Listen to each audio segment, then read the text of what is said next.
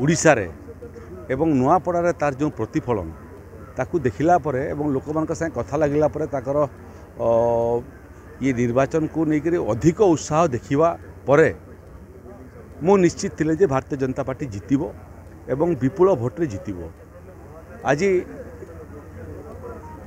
vote गणति संपूर्ण ही नहीं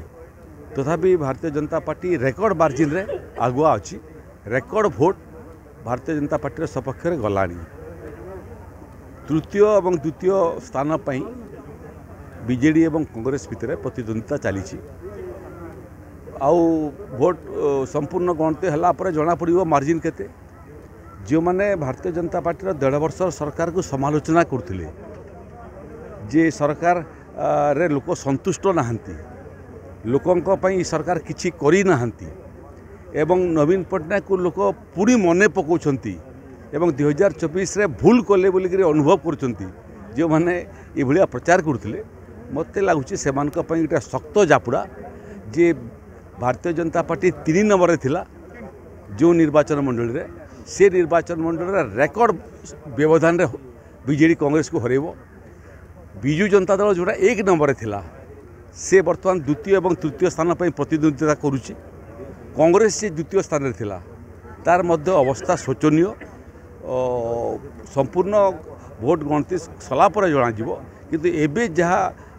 18 round 19 round पर्यंत जहाँ काउंटिंग रिजल्ट